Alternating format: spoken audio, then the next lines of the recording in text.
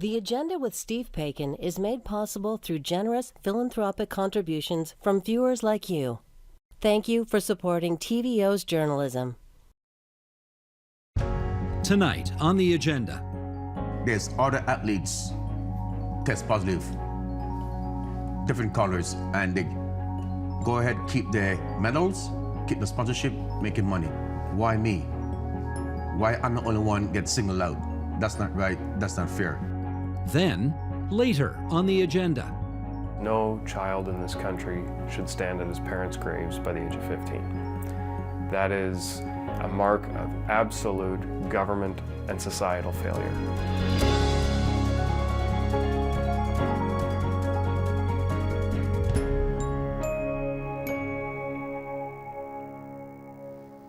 It was truly one of the greatest moments in Canadian history until it wasn't. Ben Johnson sprinted his way into both our hearts and the record books with an astonishing 9.79 second 100-meter dash at the 1988 Olympics in Seoul, South Korea. But his gold medal memories didn't last. Johnson tested positive for banned steroid use and lost his gold. Journalist Mary Ormbsy takes us back to those emotional days, but follows up with some probing questions about what else was going on with the other runners in that race. She chronicles it all in World's Fastest Man, The Incredible Life of Ben Johnson. And it brings Mary Ormbsy and Ben Johnson to our studio tonight. First of all, it's great to have you here, because you and I don't know each other at all. But you and I know each other very well, and it's delightful to have you back here in the studio again. Thank you for the invitation. It's a pleasure. It's a pleasure. Mary, if you look at the title of the book, Sheldon, can we show the big screen here? Yeah. There's an asterisk after World's Fastest Man. Why is that? That's because there's a story behind the story. So it's a bit like the asterisk they put after Roger Maris' 61 home runs when he broke Babe Ruth's record. All those things. I mean, you want to read a little bit more about what's this all about? The asterisk is part of the story. Okay. I suspect you remember what happened on that day. Not really. Well, I want to take a look at it again anyway, because it was a pretty amazing moment. Sheldon, roll it if you would. And it's a fair start. And it is Raymond Stewart with a start. It is Ben Johnson with a start. Can Carl catch him? No! It's Ben Johnson! Ben Johnson does it again! Unbelievable! I still get goosebumps looking at that. Do you? I didn't know it was that fast. Ben, when the number came up, 9.79, could you believe it? Yes, I believe, because I was turning this kind of time in practice when I was training with Charlie back in the days. Charlie Francis, yeah, your coach. Yeah. Was that then the happiest moment of your life? Yeah, I believe that from all the years of training and sacrifice, the time and the dedication, and to give something back to my mother, I think that was the more saddest moment in my life, yeah. I have a few other bizarre questions here, starting with, why did you wear, you're wearing a big chain around your neck, which I would assume would distract or slow you down. Was it not a problem? Well, it was quite heavy when I first bought it in Italy, and when I was training sometimes with it was knocking on my bones right here, and it hurts a little bit, but after a couple of weeks start training with it, it feels okay. You got used to it, okay. Yeah. Carl Lewis came over to you, the American sprinter who was your big challenger. He came over to you to shake your hand before the race started. And according to the book, you said to him, "Get away from me, this is my time, not yours." Why'd you say that? Because I think that was the right thing to do, because I know there's a lot of jealousy of him and other athletes and other people surrounding that moment was jealous of my accomplishment. If I'm going to win Olympic Games again in 1988, what I did in Rome in 1987. So it was just a shocking moment. So I was not there for a best friend to shake hands. I'm just here to win the gold medal. You were there to do some business. Okay. Yeah. Well, Sheldon, bring the picture up. This is on the podium afterwards, getting the medals. You guys did have a handshake there. Did you exchange any nice words there? No, but I was looking on his face, and he looked very upset. Yeah. Yeah. Sheldon, if you would, let's bring up the next picture as well, because, and again, Ben, this is another question I've always wanted to ask you. You probably cost yourself 1/10 of a second by putting your arm up in the air as if to say, "I'm number one." Why did you do that?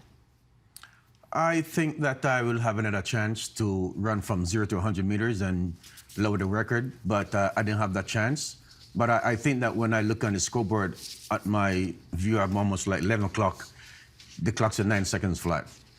And I shut it down and said, no one can be this close at 9 seconds. It's impossible. Someone to be there. So I was confident to turn around and wave my hands in the air. Okay. Mary, take us back now. You write that Ben almost didn't participate in this race in Seoul because he was, quote, injured, tired, and unhappy. What was going on? Well, Ben had a lot going on in his life at that point, and he had been world champion for just a couple of months. He won that, he referenced that in '87 in Rome. He won the world championship in world record time. And there were new demands on his time, his energy with media appearances and sponsors and all this. So he left to go to St. Kitts.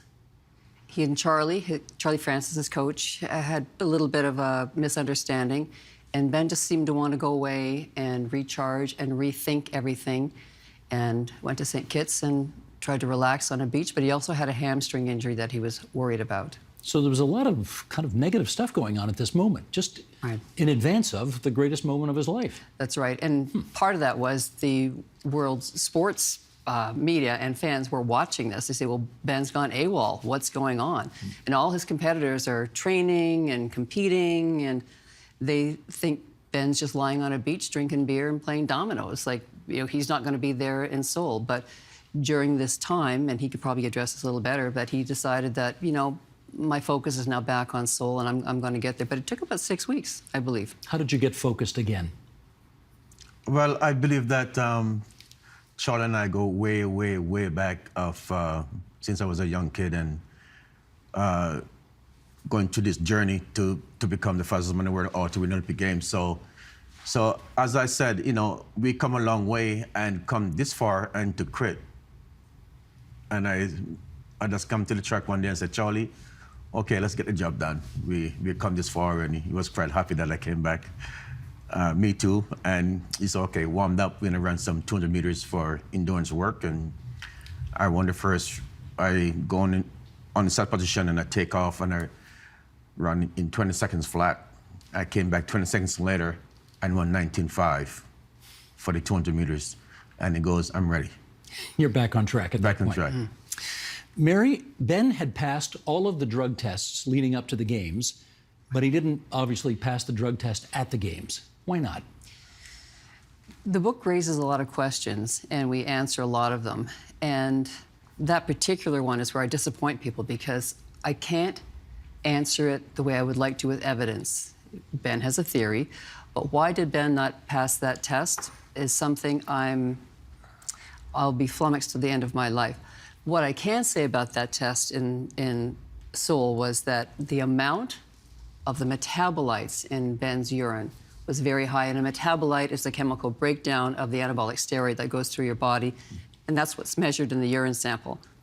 If Ben had been, sort of tapering off these steroids, that amount should have been very, very low. Instead, and there were credible experts to have said it was actually quite high. That's never been explained, and that's something to me that was always a red flashing light about why this amount, and why was Ben the only track and field athlete at those Seoul Games to test positive. And he was the only one. Ben, there were 8 men in that race. How many were on the juice? I believe that most of them. Yes. Maybe 6 of the 8 Maybe 6 of the 8, yeah. were on the juice, and you were the only one who tested positive. Correct, yeah. What's your theory as to why that was? Because jealousy, too much money was at stake for my rival and other people. But my mom's always said to me, even before it even happened, he said to me that the only way they can beat me is in the testing room. And I remember she saying that, and then I started to get scared of my life that can take it away from me by somebody might just do a sabotage or poison me or something like that. And it did happen. You think But somebody spiked your water bottle? You think so? Yes, yes. Do you have proof of that? I don't have proof, but I felt it. But I didn't know what it was until I tested positive. Mary, what do we know about the possibility or the potential for that kind of malfeasance happening in what we would assume is a very secure set of circumstances?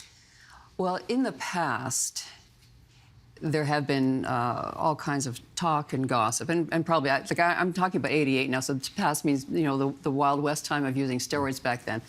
There was some subterfuge in labs, and people would go in and possibly remove a B sample, which would be part of the entire sample. So if there was no B sample to test against the A sample, then the test was going to be negative. Money could have changed hands in general. I'm not talking about Seoul in particular, but there were ways that security could have been breached, or people would just get in there and, you know, manhandle things or drop a bottle and with a sample in it when it was, the athlete was there to have it, you know, tested before them if they'd had a red flag on an A sample. So that sort of skullduggery could happen. Ben thinks that he was sabotaged in the doping control room. There was a mystery man, an American friend of Carl Lewis's. You know, that theory was debunked at our Dublin inquiry. We had a royal commission to look into the circumstances. Charlie Dubbin, the Court of Appeal judge, was presiding. Right, and that group thoroughly debunked that. But, you know, that would really take sort of an Ocean's 11 kind of caper to maybe pull that off in doping control in Seoul. But, you know, I leave it right there. I don't know what happened, but Ben just certainly has his feelings about it, and we have spoken to the mystery man. The guy's name's Andre Jackson, who's just said, you know, I didn't do it. He denies anything. Pretty much, yeah. Ben, I want to take you back to the day after the race. Caroline Letheren, who's running the Canadian Olympic delegation, comes up to you and says, Ben, this is a hard thing I have to say, but I need your medal back because you'd tested positive. At that moment, did you think about saying to her, forget it, I want it, it's mine, I'm keeping it? Did you think about that? I was thinking about it, but I just said, I just reach in my bag and give back to her, and she said, I'm sorry, Ben, but this is what I have to do. Yeah. I know you did give it back to her, but did you think for a little while about maybe just hanging on to it and saying, forget it? No, well, you know, my mom is a spiritual person, and she saw things that nobody didn't even saw all these years, and she told me that go with God, and things are gonna be tough, but everything that what they taken away from you, you'll get it all back. But like she said, and what's happening now, they didn't take anything from me. They just slow me down. They just slow me down. But you know, if God say this is for me, this is for me, that's the way it's going to be. Nobody can come and say claim this thing in here. And the gold medal that Carl Lewis has is not his gold medal. They just give him a replacement. But my gold medal is still with the IWF or the World Athletics. This was a moment. I mean, Ben is in trouble at this moment, and he needs an advocate at this moment. Right. Who was there in his corner advocating for him at that moment? Well, in Seoul, once he got the information that your A sample tested positive, and you know you need to have a hearing. This all happens very fast. There were a set of Canadian officials there in Seoul who were totally gobsmacked and panicked about everything, and felt they needed a lawyer, as did Charlie Francis, and the most experienced lawyer in the city was Richard Pound, from Montreal. Well-respected lawyer and an IOC vice president at the time, a very powerful young guy coming up through the system. So the Canadian contingent was there to try to mount a defense for Ben, because at that hearing, that was his last chance to plead his case that there was something wrong with the drug test and I should retain my medal. But the book really focuses on that hearing, where over the course of time and through investigation and kind of looking at it as a bit of a cold case, I think make the argument that Ben was deprived or denied of due process from a lot of the parties in that moment. Let me go back to before the games. Carl Lewis, his prime challenger, flunked 3 doping tests before Seoul, and U.S. officials apparently turned a blind eye. How was he able to skate through all of that, and Ben wasn't? Well, Carl Lewis was able to plead his case that it was inadvertent, and it was a stimulant infraction. It wasn't steroids. So with stimulants, you're allowed to have a certain amount in your urine. Steroids, you're not allowed to have any. That's an automatic positive. So he quietly had that looked after, and nobody said a word for 15 years until a whistleblower let the world know about it around 2003, 2004. But it's a powerful Olympic set of officials down in the United States, and they were about 3 months out from Seoul, so there was, a lot of reason to, overturn his tests.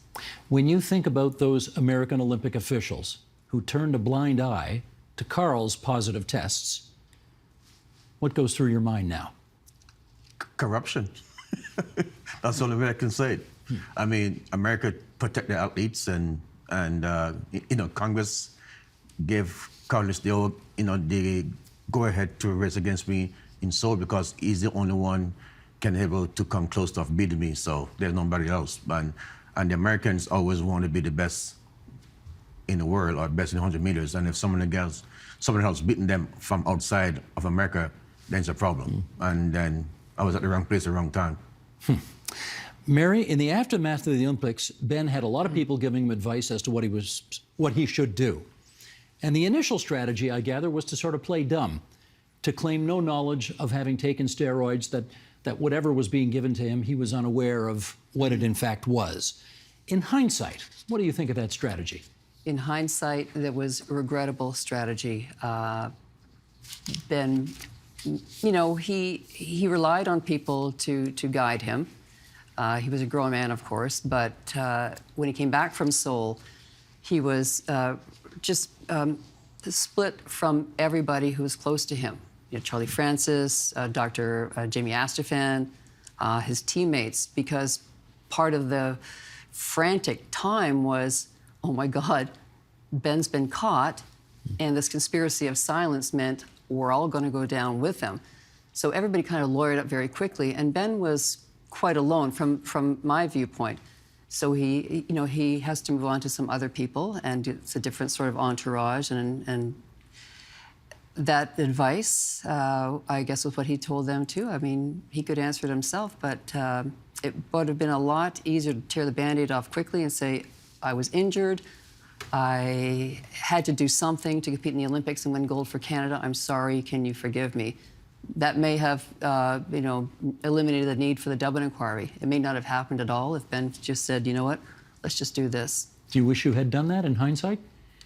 Well, never happened before, but I'm just saying, winning the gold medal or being injured and take what I take to recovery, but not only that, I think with my, the weather and the ocean and as a young man, the body also regenerate the blood flow and stuff like that. But like Mary said, I didn't want to send kids to take any performance drugs, anything. I just went there just to relax, because since I came from Jamaica to Canada, I went straight into track and field. I didn't have any time to play with the kids in the park or have a time for myself. It was just straight training. You had to grow up pretty quickly. Yeah. Yeah.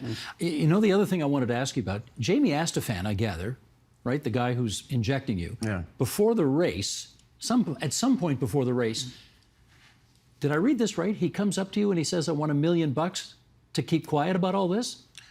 He said to me that he's going to expose everything, and I said, well, if you want money, I got money in my account. I give it to you after the race, but I guess it never happened. Mary, do we call this extortion, or what do you want to call it? That's extortion is probably the correct word. Huh. And the idea was, you pay me for my silence, or else I'm going to tell the world that I've been injecting you with steroids. Well, that would be part of it, but I think at that point Jamie and others were trying to, manipulate themselves to be part of Ben's entourage after the fact as well. So the money would be coming in for everybody. So that's the ugly thing about this particular story, because Ben was making millions of dollars and was going to make tens of millions more, and that was going to float a lot of boats. And it was getting obviously very, very ugly and very close to that race in Seoul. So tell us how it was ultimately decided that Ben would change his strategy. He would not pretend that he didn't know what was going on. In fact, he would go before the Dublin inquiry and acknowledge that he knowingly took anabolic steroids. It was strategy that the Dublin inquiry staff, led by Robert Armstrong as the lead counsel, they were actually, it's quite stunning. The first big witnesses out of the gate Charlie Francis, and then Angela Isajenko, who was one of Ben's teammates. Who kept a diary and basically kept a diary about the whole everything. thing. So Charlie told all, Angela told all, a lot of people told all who knew what the secrets were, and Ben was the last of the Mazda group sprinters to testify. And by that point, it was about maybe 8 months after Seoul, and Ben and his lawyers, with probably some, assistance from Bob Armstrong, saying, "Look, like it's time. It's time, and there's nowhere else to go. So you're just going to have to get up there and tell the truth." But Ben, you say in the book that you think the inquiry was meant to clear Canada's name and punish me. You still believe that? I believe that until this day, yes. Why do you say that? I believe that, Canada never was ready for my accomplishment, and since America was the big boss of the world, and Canada was a small country, that I test positive at Olympic Games, and then Canada didn't even come to my rescue. But I think that the double inquiry was a rich on to get me and to show the world this is the only guy who was cheating, this is the only guy who was doing this. This is not right. And as long as I live, I'm not going to take the blame for other athletes doing the same thing. And I know that there was a clear, level playing field. And this sport called track and field is very corrupt, very dirty. And people might see a lot of people in Olympic Games running fast or doing their thing, and everybody think that they are clean. No, it's not. They can pick and choose who they want to take down and who they want, because they have other athletes coming up can fill that gap. But the reality is you're, 28 years old now? You have been banned for life. Did you have any idea what you would do with the rest of your life, given those circumstances? Well, I think when I went to the court in 1999 to clear my name, not to say I want to run again, but to clear my name so I can move on with my life, they denied me my rights of earning a living or moving forward in my life. So what they're saying that they're not going to give my rights back. So they're saying that the judge at the time saying that we're not going to give your rights back because we're afraid of you go back and taking the drugs. When since the government so concerned about my life.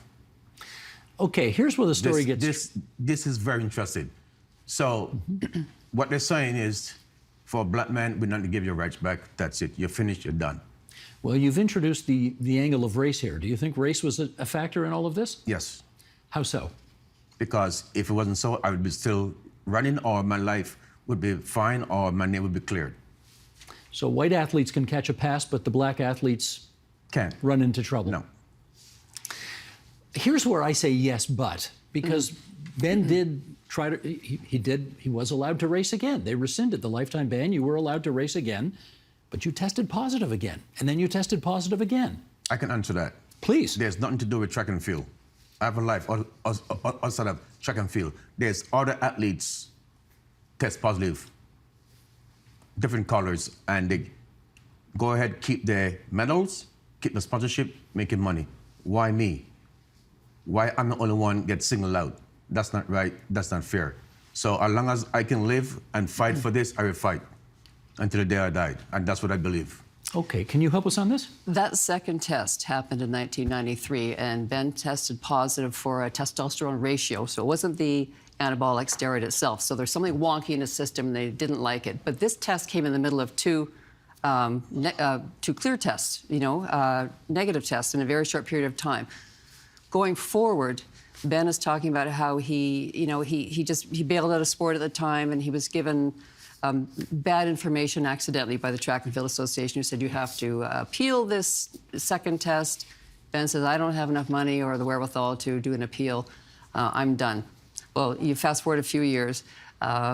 Ben should have been given a hearing, first of all, and then he went to an arbitrator. And the Track and Field people is now, Athletics Canada. And the arbitrator ruled in Ben's favor, and not just on a technicality, but there were many things amiss with that test, including, some, questions about how lab results were interpreted. Ben being given the wrong advice at the time. He did not have a hearing. He should have had a hearing, and some other things. So Ben was provisionally reinstated in 1999 to run again. He still had to get the blessing of the international body, but you are correct in that fall of 1999, he was randomly tested and tested positive for a diuretic, which is on the anti-doping list. And therefore, no argument about restraint of trade or anything like that was going to hold water anymore because he was done. You've asked, I think at the end of the day, the most interesting question about the Ben Johnson story, which is it possible to railroad a guilty man? So I don't think you're writing this book as if to say this guy is completely blameless in everything. I don't think you're writing that. No, not at all. No. But you are saying there are a lot of unanswered questions about this and a lot of curiosities that seem to have befallen Ben that have not befallen others. But at the end of the day, you are asking an intriguing question. Can you railroad a guilty man? How do you answer it? Well, part of that is in soul, and that's what the focus is on the book, was that hearing in soul. There were a lot of things that happened that shouldn't have happened, and things that should have happened that didn't happen. Ben had a right to a fair hearing. As an athlete, as an Olympian, as a Canadian, Ben had a right to a fair hearing. That does not mean, if you support someone's right to have a fair hearing, that doesn't mean you endorse their behavior, as a rule breaker. And Ben will admit he was a rule breaker. He knew. So those are two separate matters. And that's what I'm saying, why was he denied a fair hearing? We didn't really ever examine that as Canadians, as a Canadian government, sport officials. Oh, no, they were fast to throw him under the bus ASAP. Well, it happened, and because it happened so fast, any further discussion or challenge was suffocated in 88, 89. So it was like a case was closed. So that's what I'm looking at. Is it possible to railroad a guilty man? And I'd say if you're going to ignore a historic injustice and you purport to be a world-class anti-doping system, and you don't investigate, then you are enabling a system that is discriminatory and full of prejudice for some athletes, but not for others. Well, let me follow up on that. Who are you maddest at today? We're a lot of years after the fact. Who are you maddest at today for the way this all rolled out? I watched some stuff on social media over the years, and also athletes saying that, if anybody getting caught taking steroids, they should go to jail. And they're no different than what they're doing or what I did before. No difference. This, because, the IRC and the IWF, they are police, judge, and jury. They can do everything they want. They run the sports, they run everything. They can take you out anytime and you got nothing to do with it. They could just say you test positive, you're gone. And then you have lawsuit with these guys going on even right now because they do the athletes very, very wrong. And we are the slaves of the track and field. We are the guy who make them lots of money. For all athletes, when somebody tests positive, they got nothing to turn back on. They got nothing. So, and they just move on like nothing ever happened. That's wrong. When's the last time you saw Carl Lewis? Carl Lewis, since '88. That was the last time? Yeah. If he was sitting right here, what would you say to him? I would squeeze his hand and squash it. Most likely, yeah. So you do not like him any better today? No, I don't like people that who jealous of me or whatever it is. I don't like jealous people because I'm not jealous. I like people what they are and achieve their goal. But if it's my time, it's my time. I don't care what you have and who you own. Fair is fairness. I believe in fairness. I believe in facts. And that's it. Ben, I have one last question for you, and that is, when I went to Mary's book launch, which you were at as well, I went up to you and I asked you to sign my book. And I don't know if you remember what you wrote, but you wrote your name, and then you wrote 9.79 underneath your name. Why did you do that? I just make a mistake. I was trying to write very fast, but the mind wasn't going. Now, Ben, I'm not buying that. I'm sorry. I'm not buying that. No, I always write my name, Ben Johnson, 100 meters, 9.79, and your name. Yeah, I mean, that 9.79 Yeah. are the three most controversial numbers in Canadian history. And you're not running away from them. No, you I'm put not. them on the page. I put them on the page. How come? Even my phone number is 979. So I find that very intriguing. I know what I did. I know what happened. Nobody can take it away from me. As God is my witness, Jesus Christ, that's it. That's all that matters. My conscience is clear. Their conscience is not clear. I'm fine. I can live with that. And that, ladies and gentlemen, is what the asterisk is all about. There we go. World's Fastest Man, the incredible life of Ben Johnson. And it has brought the one-time World's Fastest Man and Mary Ormsby to our studio today. Thank you so much for this. Thank you. Thank you very much, Steve.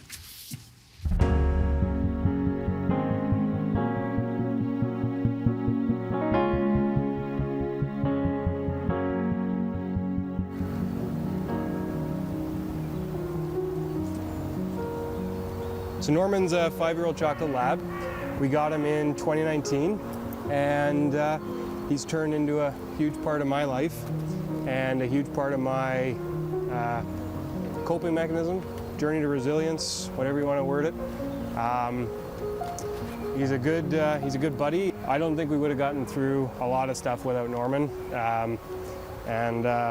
yeah, he fits the family well. My name is Noah Irvine. I'm a local mental health and addictions advocate, and I guess we're here to tell my story. The book that I wrote, it's entitled Learning to Live, and it details the loss of my mom and dad to mental health, and it also details a story of hope.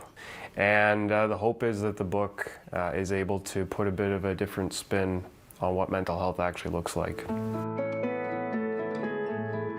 I didn't really meet Noah like truly in the sense of getting to know him until after his dad had died, about a year after, about this time when he was in grade 11 and he lost his dad in grade 10. And he approached me. He approached me one day and said, "Do you know my story?" We started something together called the Soup Club, which was a club for kids who had lost a parent.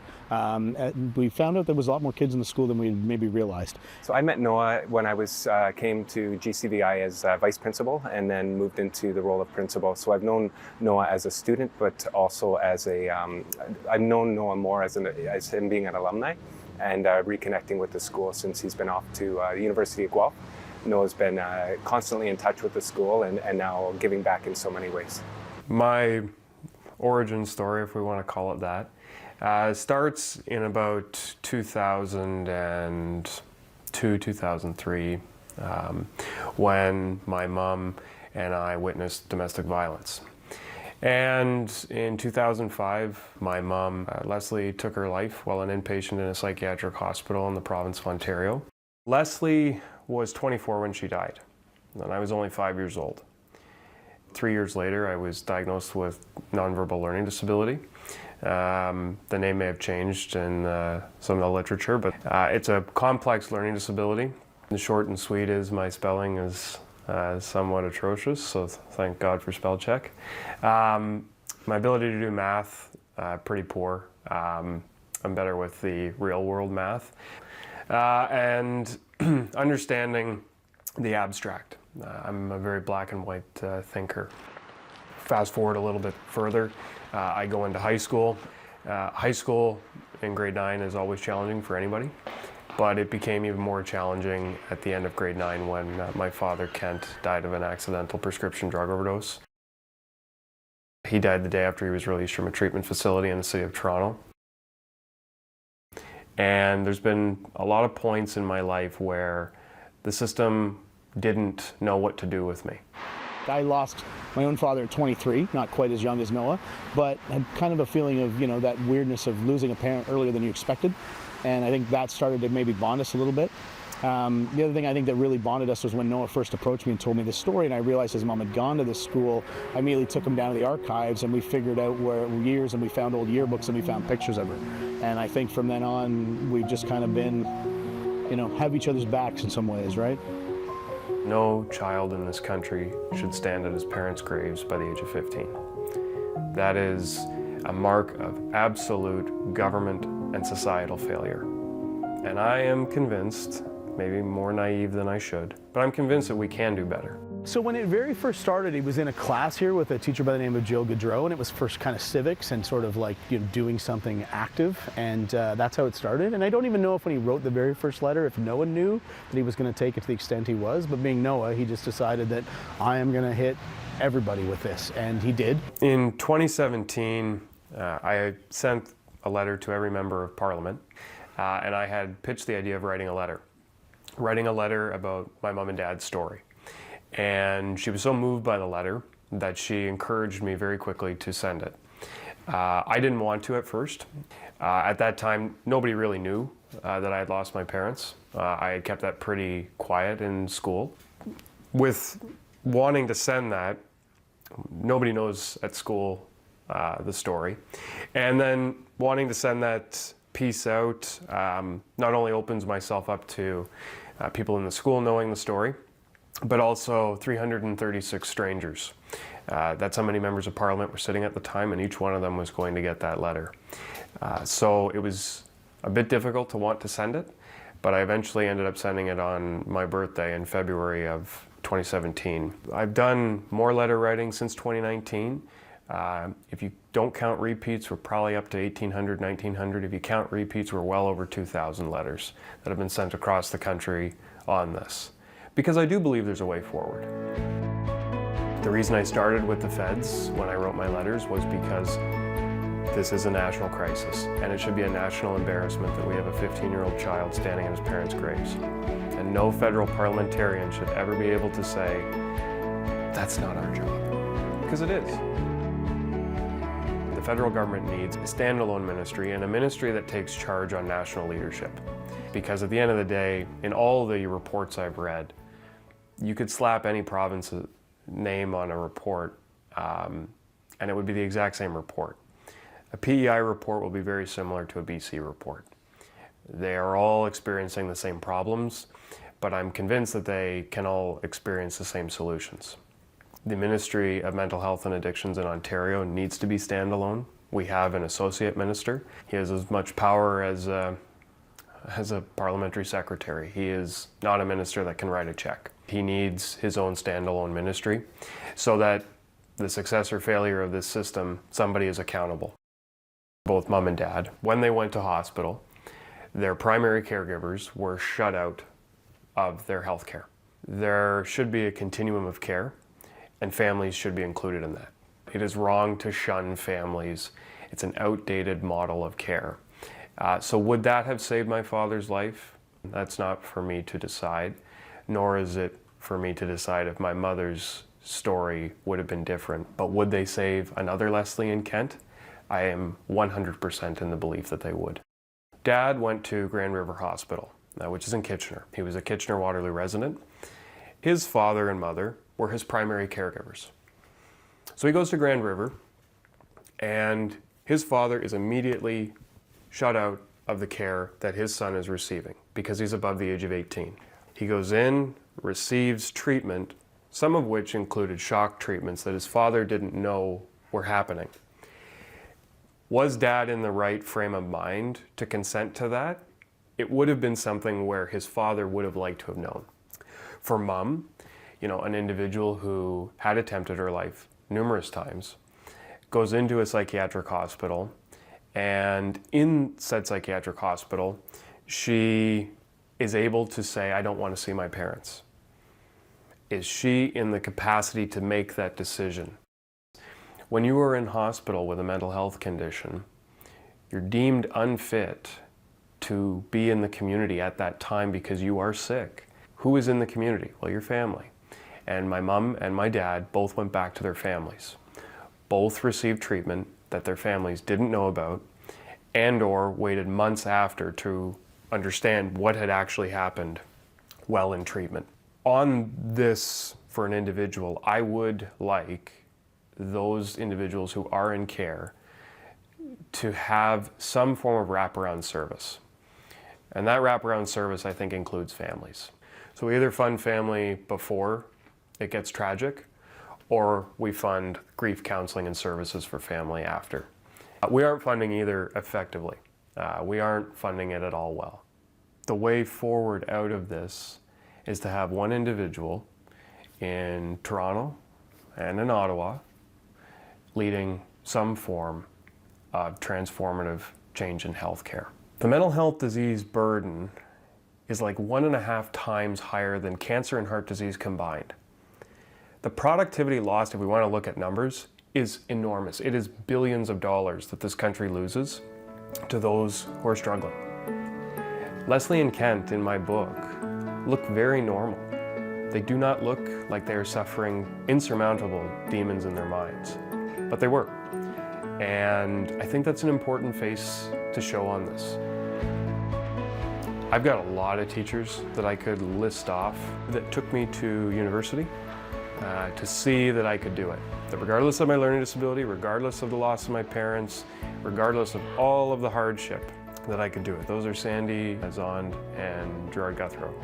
Both of them played large roles in not only seeing that I was more than the narrowness of my past.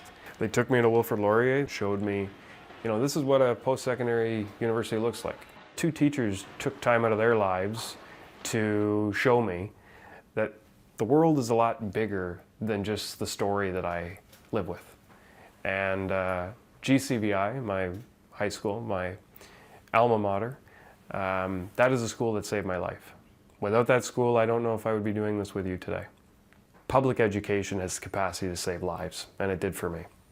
So when he wrote the book during COVID, right, the pandemic, he, of course, in speaking engagements and things as well, he decided at some point along the way that he wanted to find his way to give back. He just decided that any money he could bring in from that, a portion of that was going to go to this scholarship to help financially kids that are in a similar situation to him, where a parent or two, in some cases, has passed away, and if he can help financially alleviate that burden and help those kids find their way onto the next step of life, that's what he's trying to do with it. So it's kind of noble. Noah often wants to meet, and he came very serious one day and asked about it. Said it was time to start a memorial scholarship in the name of his mom and dad, and it's for students at GCVI that have lost a parent, and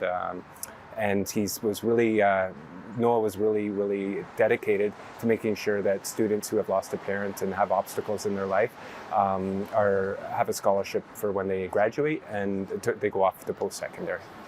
I'm graduating in June from university. My parents are not here to see that. And it is a mission of mine that no other child in this country graduates from college, university, or an apprenticeship program without his parents there, because we failed as a society to help those with mental health issues. I hope to go to law school in 2025. So as sad as the book is also very hopeful.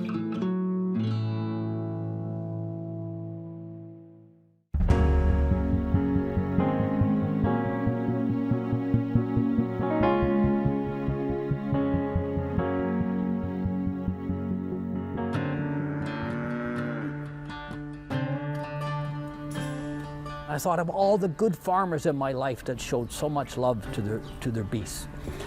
And I just had this little idea that I thought, well, I wonder if I didn't have to kill my cows. Mike, thank you so much for welcoming us to your farm today. Oh, always a pleasure. Tell us, how did you come to own an animal sanctuary? Well, it's a long story. I'll kind of keep it a little short for you. I didn't plan on it. It was a complete fluky thing that happened, and this was my farm. It was my dad's farm. I moved here when I was a little boy in the early 60s, and he was a beef farmer, and he used to herd cows down Yonge Street before he moved here. And I marketed my cattle at my farmer's market. I'd sell it in packages, and I had no plan on making a sanctuary. It just, I had one spring, I had a little calf born that was months premature, and it was a wee little thing. And I'm trying to keep this calf alive with its mama down under an apple tree down by the pond. And I worked all day on this calf. And the whole day you're trying to keep yourself going, and you're thinking about the stories about old farmers and how much love they give their little calves. And then I thought, we give them so much love, and then after 2 years, we knock them on the head and put them in little packages. And I just, to keep the story short, I just thought it was kind of hypocritical to do that. And I just happened to have a girl that worked for me since she was like 14. So I actually worked for Mike for many years, but even before we became a sanctuary. I was a cashier at his farmer's market, and I was an intern here at the farm as well for 2 summers because I just wanted to learn how to farm and grow sustainable food. That was something that always interests me. So I worked here, and then I really connected with the animals when I was here. I would spend a lot of time out in the field just feeding the cows when he wasn't looking, and instead of picking vegetables. So yeah, I loved this place. It was a part of my life for so long. I had taken her with me to the butcher shop, and she had stopped eating meat products after that. I didn't take her in the kill area, just all the animals lined up waiting to go. And she became vegan. And when I was at the farmer's market that weekend, I said, Edie, I says, hey, if I didn't want to kill my cows, do you think we could somehow get donations or something to buy their feed? When Mike had his change of heart and decided that he didn't want to send the animals to slaughter, he came to me and asked if I would be willing to help him kind of make that transition, because he's the farmer, he's not the most tech savvy. So I thought, why not? I came here to the farm and I videotaped him talking about his idea and what he wants to do. And that's how it all started. You're a third generation cattle farmer, from my understanding. Yeah, my dad, his farm was on Yonge Street, but my grandfather died before I knew him, so I don't have any knowledge of that, but I know my dad talked about herding cows down Yonge Street. And he sold his land on Yonge Street, which we often talked about. I wish he hadn't, but farmers often get taxed out. So when your taxes get too high, you can't make enough money, you move farther from the city where the tax rate goes lower. But yeah, we moved here. My dad always had cows. And we actually used to process our cows right here. In the old days, we didn't pay a butcher to do it. We did it here, and we did it in the fall. We would do hogs and chickens, and we did it all here. As a child, did you understand what the purpose of the farm was? Did you see the cows hanging up? Well, yeah, it was, to be quite blunt, it was an exciting time. We didn't think anything of it. I remember as a little kid, there's a big gut pile was right out there in the hay, and we'd poke at it with a stick to see if it would pop. That's ruthless stuff, but as a kid, this isn't something you thought about. And my mom would grind the meat, and my dad would cut it up, and neighbors would come and help, and then we'd go help the neighbors.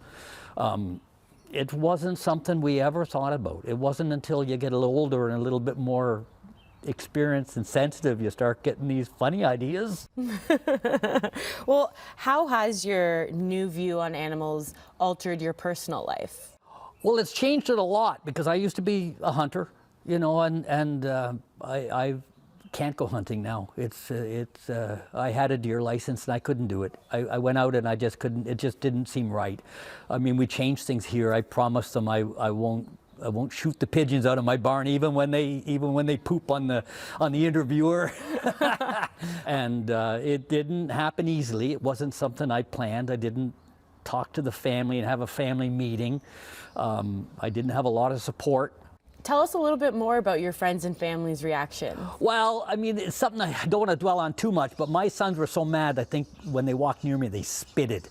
I had neighbors I met at an equipment auction, and they just looked at me and they made a snort of derision and stomped away without even saying good morning. And that breaks my heart. I mean, these people, my neighbors, I've been here for my whole life, and I'm getting old, and I know everybody. And it hurts your feelings. And, everyone's settled down now. I've got my one son now is happily volunteered to keep it going after my demise. And he helps me when I have to take a week off or something. And it's marvelous. The neighbors, they just took a bit of education. I think it's an interesting place where we can educate people on both sides. I mean, I have a lot of people from hardcore animal rights activists that come here from all over the world. And, it's hard to lean over the gate and talk about the issues of taking care of beef cattle or being a farmer in this day and age, and the difficulties that farmers have to pay the bills. The animals are paid for by donations, so they've actually been able to pay for all of the bills to feed the beasts and care for them with vet bills. And it's all volunteer. There's nobody making a nickel. We have a great base of volunteers that do all the dirty work, and they do promoting and putting on an event like today. And it's astonishing to see everyone come together to do this little thing. Constantly having to fundraise and put on events it's a lot of work. It's extremely rewarding. We love it, but it's definitely the most time-consuming and challenging in that sense. But also another thing that I find really hard is that because we are an animal rescue, a lot of people come to us with stories of animals that are in need. So there's an emotional toll as well, because there's a lot of animals who are neglected or don't have a home, and people will come to us and ask us to take them in. And we can't take everybody in, right? We have finite resources. We try to figure out the best way to help people, but it's difficult because there's just so many animals that need help. Can you explain to us why this entire community is gathered here today?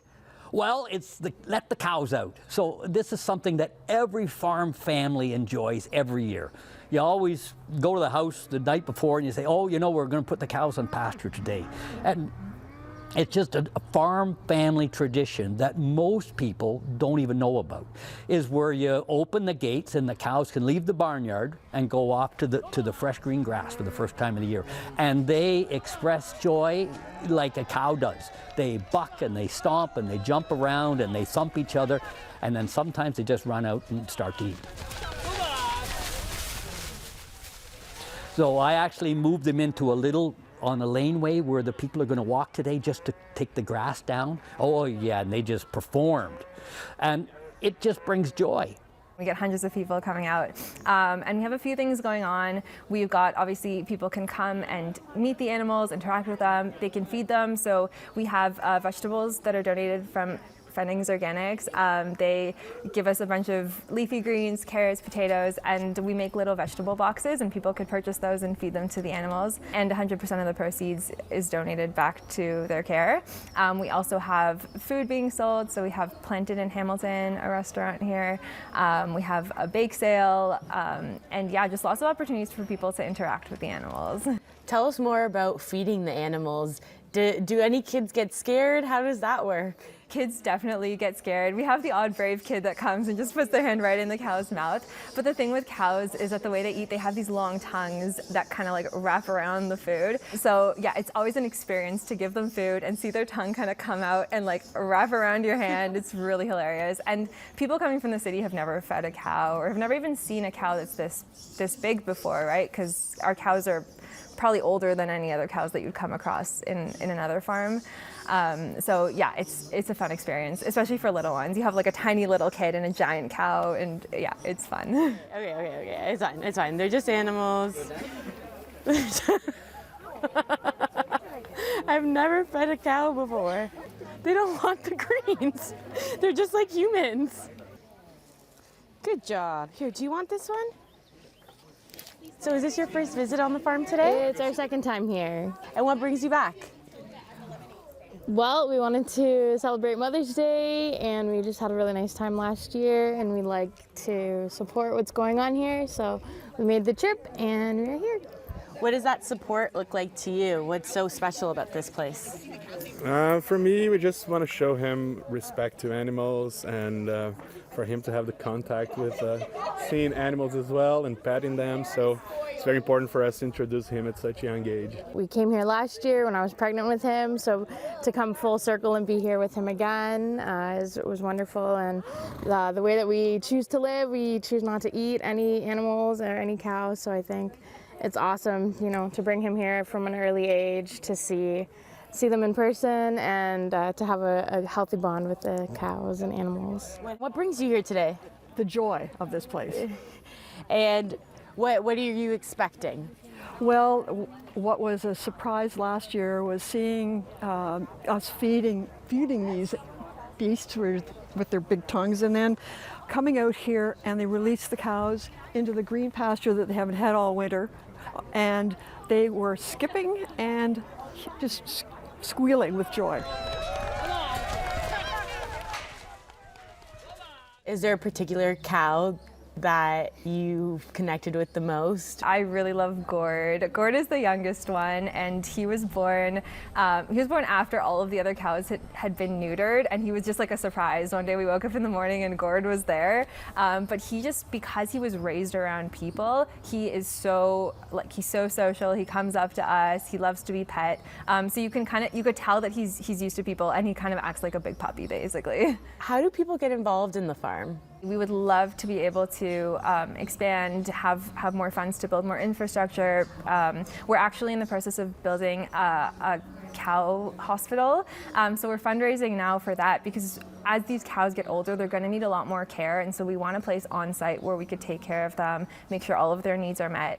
But the other way that we kind of make our impact bigger than just this little farm is through our humane education program. A big part of what we do is also education, especially for children.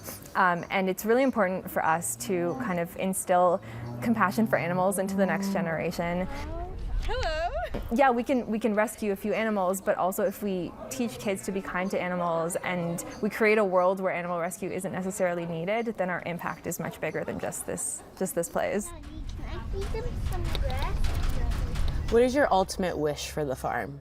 Oh, I want it to continue till everything is gone. You know, they can't bury me on the farm anymore, but I will be just down the road. I want it to flourish. I want my family to live here for generations further, you know, and that would bring me great joy. Well, Mike, thank you so much for bringing us to your farm today. It's an absolute pleasure. I love TVO, and I'm glad you're here today.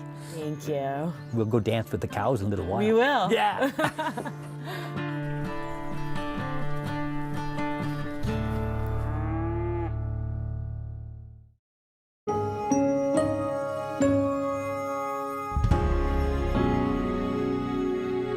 Tomorrow on the agenda. It's important for us to celebrate, you know, progress, like how far we've come. The fact that, like, you no longer have to be hidden or ashamed of being queer. That's tomorrow on the agenda.